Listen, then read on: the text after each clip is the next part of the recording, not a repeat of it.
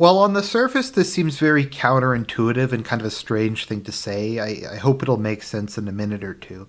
Something I've consistently found is there's a very strong relationship between pride and depression.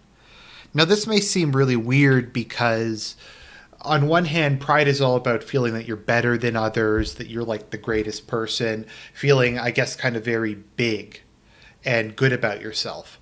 Whereas on the other hand, depression is often about feeling really bad about yourself, to the point you want to kill yourself, to the point where you think you're worthless, etc.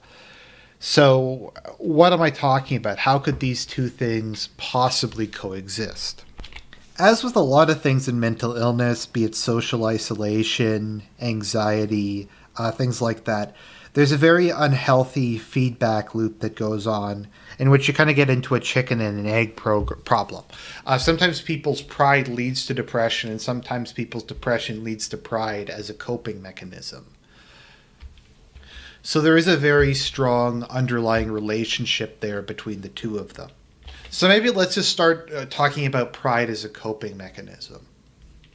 For a lot of people, in order to remain somewhat functional and perhaps to kind of salvage a little shred of self-esteem, what they often have to do is create some sort of narrative in which they're in the right and the rest of the world is in the wrong.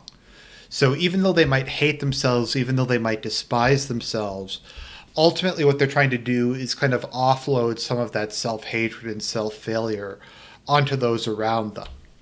And you really see this in a lot of depressed people where they'll say the world isn't fair, people are mean, people don't understand me, people don't understand, etc. And this can often lead to, and you see that in particular with a lot of people online or in these circles, people saying, I'm actually a genius. I actually have a super high IQ. The issue is these small brain people, they just don't understand my brilliance. And I feel lonely. I have a curse of the high IQ because I'm so smart that I just can't relate to the average person. And that's kind of a common coping mechanism. Or to say like, oh, all the other people are very shallow. All the other people don't understand art or don't understand morality or something like that. There's a certain aspect of trying to either put yourself as a paragon of virtue or in a particular area, despite the fact that this obviously doesn't really line up with reality. And this is commonly kind of a coping mechanism. Or it's a way to try to kind of make yourself look relatively better by finding a way to look down on other people. Now, as always, does this mean this doesn't have anything to do with the reality of it? Because the person very well could be like surrounded by an abusive family, or they could be facing some sort of discrimination or something like that. So they're not being paranoid or unfair. That is actually what's happening. But my point is this behavior I find is fairly common in depressive people, whether or not it actually reflects reality in any real sense.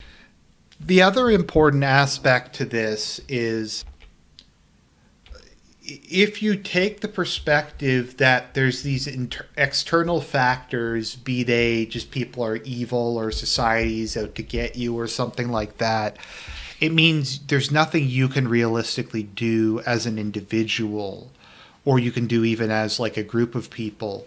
And then there's no moral responsibility for you to do anything. There's no moral responsibility for you to try to improve your situation. And of course, maybe one of the best examples of this is in the anime Welcome to the NHK, where Saito's kind of developed this conspiracy theory that the NHK is turning people into hikikomoris and neets, and that's the reason he's a loser who sleeps 18 hours a day. That there's really nothing he can do about it. He can't go and get a job. He can't try to become more successful. He can't do any of that because there's this external thing happening, and it's not his fault. And very often this is accompanied by, once again, the people around me are stupid, they're degenerates, they're evil, they're cruel, something like that. And even if this might be the case, it is also used as a way to reinforce the virtue of your own situation, as a way of avoiding facing kind of unpleasant realities about who you are and what you can realistically do to try to help yourself. And this is something I've also talked about in the past, that suffering can be very comfortable. If you're in a continual depressive, almost catatonic state, then you know what to expect. One day is going to be pretty much the same as the next. Very little is ever going to change. And for a lot of people, that's very comforting. Having that continual kind of unpleasant life is preferable to a lot of people than taking a risk and maybe being happy. They can't get the energy and the motivation together to do something, and so because of that, they instead opt to blame external moral factors. Probably the most pervasive and notable way that this manifests is in the unwillingness of a lot of people who are mentally ill to seek any kind of treatment or help. They'll say, oh, psychiatry is just full of quacks. There's nothing wrong with me. There's something wrong with everybody else. Therapy won't do anything. They'll come up with some sort of justification for why there's nothing wrong with them. There's something wrong with anybody else. And it's often like, oh, only weak people, only pathetic people, only whatever you want to call them are those who go out and seek aid.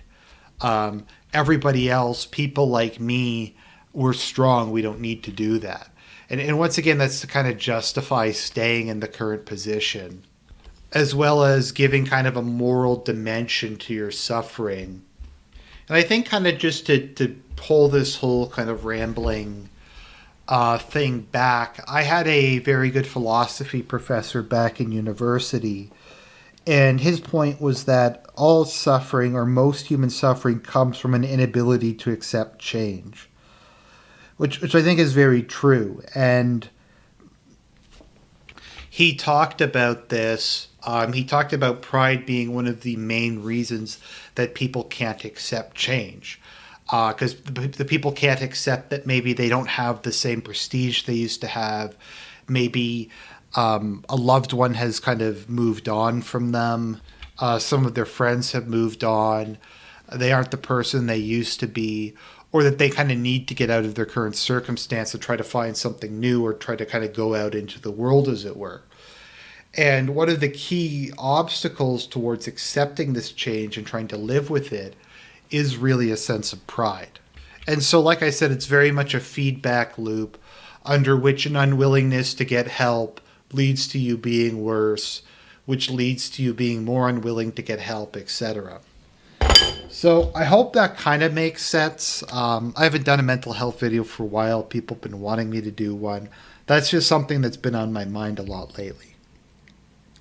So I hope you enjoyed it. God bless, and I'll talk to everybody real soon.